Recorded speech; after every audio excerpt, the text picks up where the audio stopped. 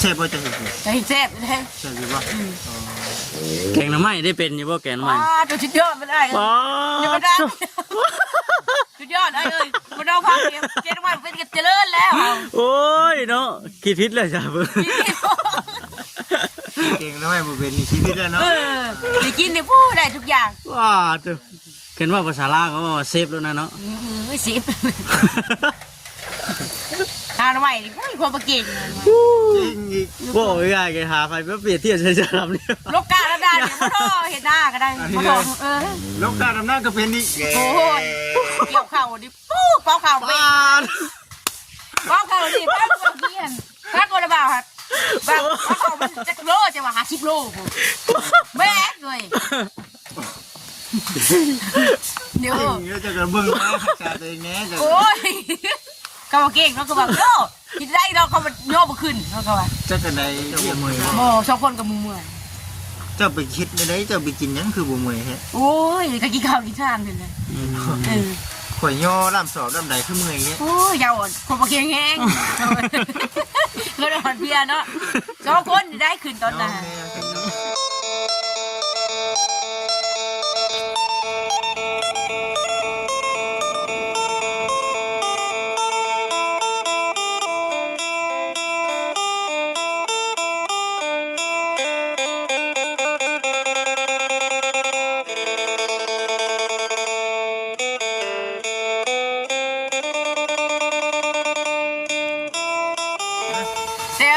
เห็ดกินบางทีเห็ดกินเห็ดเมย์กินกับเมย์อยู่นะแซ่บบ่จะเห็ดจะเห็ดแซ่บเลยแซ่บอยู่บ่แกงน้ำไหม้ได้เป็นอยู่บ่แกงน้ำไหม้ตัวชุดยอดไม่ได้เดี๋ยวมาได้ชุดยอดเลยมาดองพักเจ๊น้ำมันเป็นกันเจริญแล้วโอ้ยเนาะคิดพิษเลยจ้ะเบิ่งเก่งน้อยบ่เป็นชีวิตแล้วเนาะได้กินได้พูดได้ทุกอย่างว้าตัวเห็นว่าภาษาลาวเขาว่าเซฟแล้วนะเนาะสิบทานใหม่ดิไม่ความประเก่งจริงอีกโอ้ยง่ายแกหาไฟเพื่อเปลี่ยนเทียนใช้จะทำเนี่ยลกกาแล้วได้เนี่ยพ่อท่อเห็นหน้าก็ได้พ่อท่อ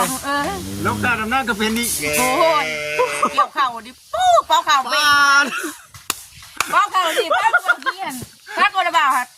แบบเป่าเข่ามันจะโลจะว่า50 โลแม่เลย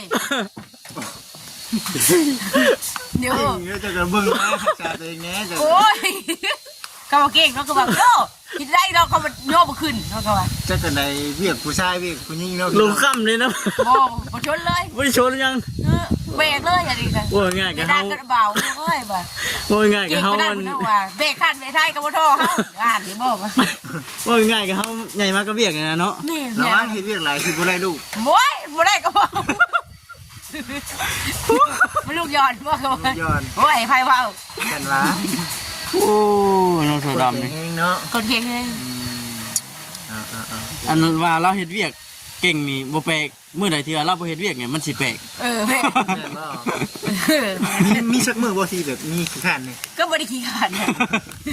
ขี้ข้านเนาะโอ้ยเนาะเอาว้าวโยกเราพร้อมนี่ก็ม้วนจะให้บ่เคยว่าโยกบ่ม่วนอยู่บ่ม่วนแล้วเขาก็แบบคนหมักปากแล้วกันแน่เอาอยู่เดียวเมื่อกี้ปากน้ำพายปากน้ำมามันกูเอาแล้วเนาะก็ปากน้ำมาเนาะเฮ้ยปากน้ำพายเลยอยู่คนเดียวเนาะอยู่อดแน่นคือมันนี่เป็นยังไงเฮ็ดกินอย่างนี้มันแจ็คของกินเรื่อยกินเรื่อยทำของตัวเองดิก็แบ่งมันกินนะบ่มีบ่นี่มีอยู่มีหยังเนาะลืมมันบ่มีไปจักจะซื้อกินว่ะซื้อกินเนาะหนึ่งเข่าน้ำมาอยู่บ่เข่ามันกล้วยกี่มันเข่ามันยังลายอยู่อุ่นกินเนาะโอ้ยปากคนเดียวตอนเช้านี่นึ่งอยู่บ่เข่าเนื้อล้างถ้วยจะเช้าล้างดวงข่าวกี่หน้าเลยโอ้ยงวงเฮ้ยน่ะล้างอะไรอ๋อบ่มันกินแบบไอ้มันกินมันมวยสวนนั่นเนาะปลากล้วยกับพอได้กินอยู่หนุนหน้ากับเดือนกล้วยพอได้กินอยู่ไม่ใช่กินอะไรเนาะเนาะนั่นแหละมีแต่นี่อะไรกับสู้ๆนะเด้อสู้เบิ้งคนนี่จะสู้เอาเดี๋ยวพี่น้องเนาะทั้งทานเน่บุกเลยพี่น้องเลยเนาะบุ บืนแล้วก็เลย บ่จากใจเด้อย่อทานนี่เมื่อยอยู่บ่ซะนะ โอ้ยมันเบาๆนึงกับบ่เมื่อย มันหลายเที่ยวได้นะเจ้าบ่เมื่อยบ่ มันเขาจอดใกล้ จอดใกล้ เขาไม่ได้จอดไกลเลย พันสอบได้เจ้าบ่เมื่อยบ่ โอ้สองคนกับมือเมื่อย เจ้าไปคิดได้เจ้าไปกินหยังคือบ่เมื่อยแท้ โอ้ยก็กินข้าวกินชามเลย อืม ข่อยย่อล่ำสอบล่ำใดคือเมื่อยแท้ โอ้ยยาวคนมาเคียงแห้งก็โดนเพียเนาะสองคนได้ขึ้นตอน ย่อ นั้น แม่ฉันย่อเจ้าย อมบ่พันปลายก็มี2,000ก็มี โอ้ ไอ้รถเขาเกณฑ์รถจุกก็ดี โอ้ โอ้ทุก จุกเลยจุกจะได้กับบืนนะเดี๋ยวก็ เพิ่นเอาไปขายอยู่ไสคือหลา พุ่ ย นเขางานลักฮกพุ่น งานรัก อืม มาลักฮก มีคือมีความคิดว่าอยากเช่าเฮ็ดอยู่บ่ทัน ก็บ่ได้เศร้าเลยเขียดไปเลยเนาะอาชีพเขาเนาะ อืม โยเห็ดไปเห็ดมามันก็ม้วน ม่วนเนาะ เอ๊ะนางน้อยบ่ได้เดียดถ่านนะ เขาลืมเขาเคยแต่เนาะ บ่แล้ว เขาลึงเคย มีความสุขในอาชีพของตัวเอง แม่นอันนี้แหละประเด็นเนาะ อ่า เฮ็ดหยังก็ตามเต้เนาะ มีหมู่ผู้หญิงนํกันอยู่บ่ กับบ่มีไม่ได้หมู่มันก็ไปไทยเลยหมู่ก็ผู้เด็กน้อย อืม หมู่เด้ คือผู้เชี่ยวเขาเจ้ามาเฮ็ดทานนํกัน มันไปไทยเลยนะมันกี่ข้านบ่นะ โอ้ที่ข้าน อืม มีแต่นี่แหละก็อดทนหั่นแหละเนาะ อยู่ชนไป สู้ๆนะหนึ่งข้าวหนึ่งน้ำกินน้ำไส้น้ำไส้นี่มีอยู่น้ำกินนี่ต้องซื้อเนาะ แม่น ต้องซื้อของอยู่ของกิน ต้องเชื่อ เฮ็ดเป็นบ่เฮ็ดของกินสมมติว่ามีของกิน ก็เฮ็ดเป็น เฮ็ดเป็นบ่จักมื้อเฮ็ดให้กินเด้อ ใจเย็ เจ้าน เฮ็ดหยังในถนัดแน่กิน โอ้ยหลายอย่างเลย ตำบักหุ่ง เป็น สุดยอดมัน สุดยอดมันเลย เออ จะหมักเพชรหรือว่ากับบ่เพชร เออเป็นเบิดนะเนาะ เป็นเบิด เรื่อง ตำบักหุ่งใช่หยังนี่ โอ้ก็ใช่คกแล้ว โอ้ ใช่คกแล้วมันจะน้ำเหล็ก เฮงทันเกมบ่จิพี่น้องเอ้ยเนาะเฮงทันเนาะเก่งทำไมใส่หยังกัน ฮะ เก่งทำไมใส่หยัง เอาใส่หม้อแล้วว่า ว้าว ใส่ไพ่มันจิบุชุก เฮ้ยแม่นคง เออ เย็นไว้หรือว่าไว้ชุดยอดมันเลย ยานางในใส่อยู่บ่ ใช่ เออ เออ มาเมื่อหน้าเด้อมาเมื่อหน้าหาหน่อไม้แกงโน่นนี่ ไปหาอยู่หน้า นี่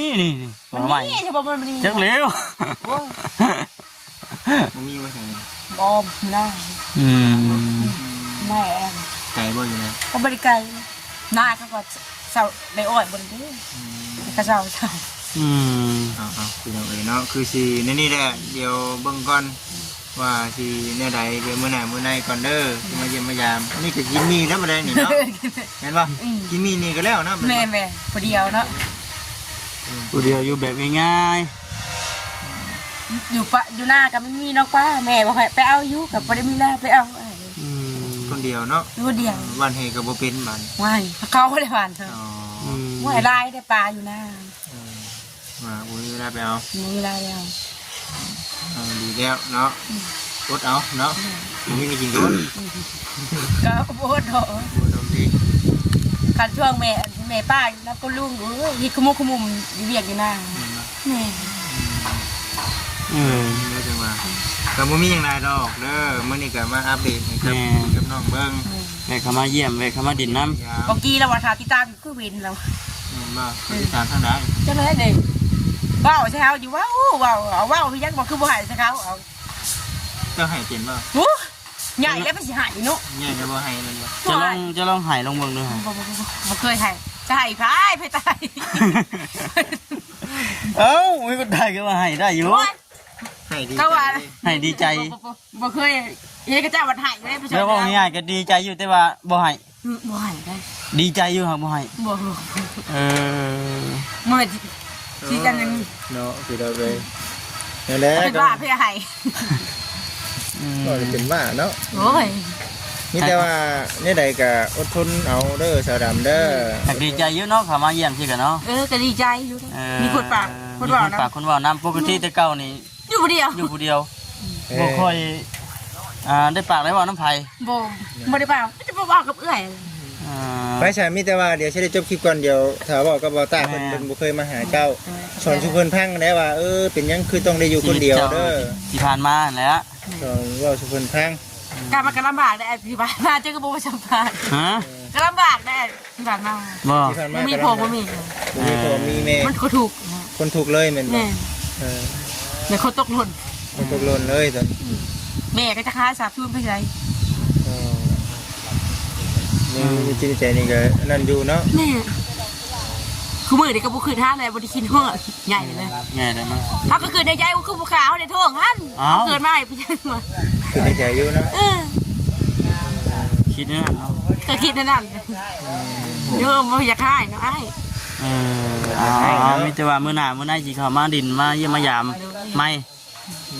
ให้เข้ามาอยู่บ่มื้อหน้า ก็ให้เขามาได้ชิเมียนเฮือน แค่เข้ามาแล้วแม่นเมียนรถ แม่นบอกเฮือนหมดแล้วก็ชิเมียนอีก เจ้าก็เก็บกวดไปเป็นไม้ไปตอกมันกวงเดินของหยังก็เก็บมากองให้กันเนาะบ่จิเนาะตัวใดมันนักก็บ่ย่อได้เว้ย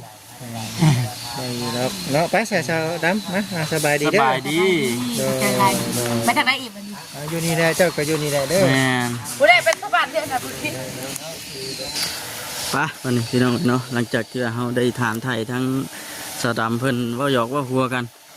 กันนี่ก็สิพากันกลับก่อนเขาบ่เซ็นบ่ตาบ่ กับก่อนก็ได้พอมีเวียกไปนี่ ต้อง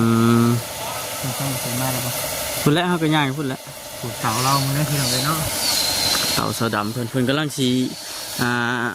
ส่วนสิเลื่อยทมว่าซั่นแต่ว่าเฮ็ดเวียกน้ำเพื่อนแน่เก็บกวดแล้วก็ได้ขี้เหงื่อขี้ตองแล้วเนาะอยู่ผู้เดียวเลยจักเอาเวลาตัวนี้มาเฮ็ดเวียกในกับบ้านนั้นจนมีเวลาพักผ่อนเราก็ได้เนาะฮะ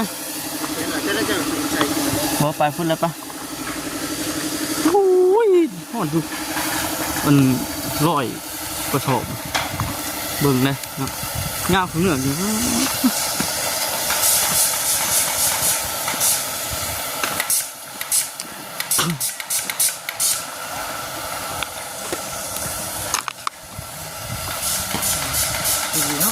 มาสมัครงานอยู่นี่เป็นยังเขาก็เฮ้ยเดี๋ยวมันจะได้จับก่อนฮะได้จับลงไปขึ้นมันก็มาทำเลยอ่ะกระชีก็ได้เปิดกระบะชีเมื่อน้ำมันจิตเพิ่นที่กันนะเอาเลยป่ะกันว่าเพราะรถข่อยเก็บไว้ได้นั่นรถข่อยไ่ได้ออกมาเอาไม่ใช่ป่ะเป็นว่าเจ้าป้ารู้ไหมโอ้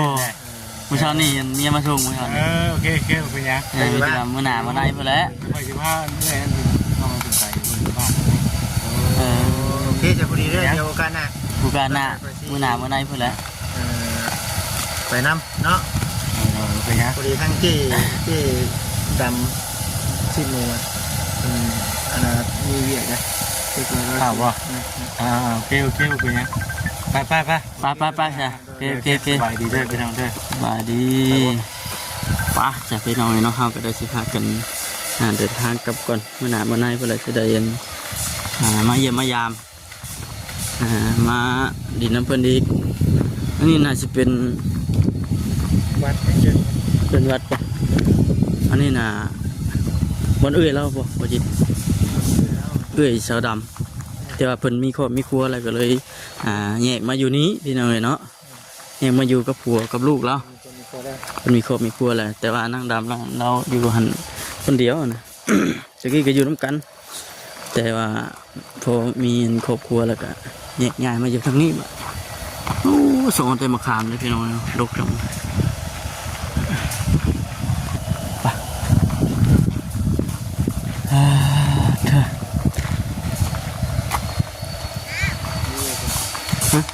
บ่ไป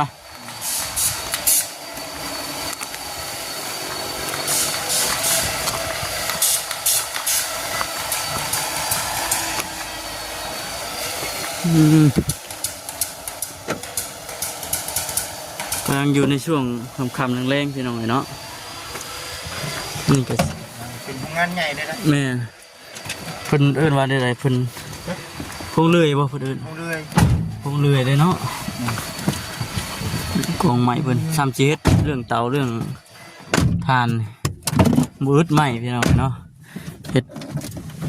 เอาไม้มาเฮ็ดเตาแล้วก็ยังได้ขี้เลื่อยทมอีก มีเพิ่นเอิ้นว่าเตาฝีเตาผีบ่คือเตาฝีเตาผีเนาะ เตาฝี แม่นบ่ เนาะ เตาผี เตาผี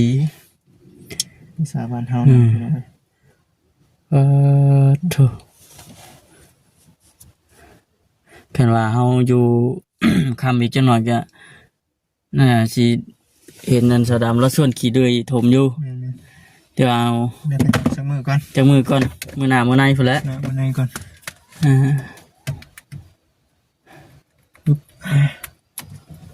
แล้วก็เป็นคนเว่าแบบนี้เนาะว่าจิเนาะ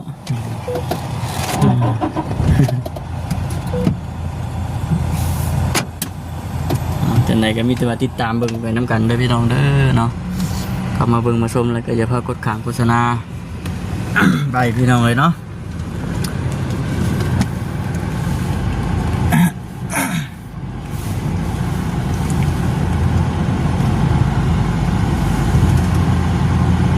ได้ปะจะชิมอะไรดิขอยาพุ่นบ่ได้ปะ ใครเห็น เขาบอกขอยาไปด้วยบ่จิตขอยาท ค่อยเห็นไหมวะ ำไม่เลยเนาะถอยไปก่อนฮักแล้วมันวิดบ่เข้าไปตามวิดบ่ได้บ่เนี่ย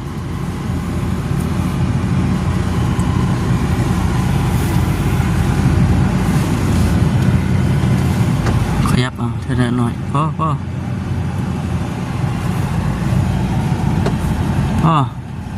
วิดบ่มื้อนี้ยังมองหลัง จังหวะ พอแล้ว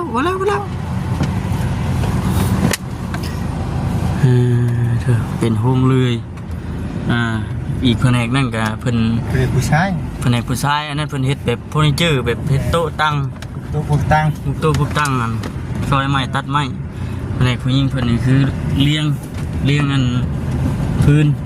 ลมเตาจะไปนอนคลิปนี้ก็จะจบคลิปกันนี่ก็ เขียนทางเลย แม่นพบกันคลิปหน้าเด้อพี่น้องเด้อนอนสบายดี บ๊ายบาย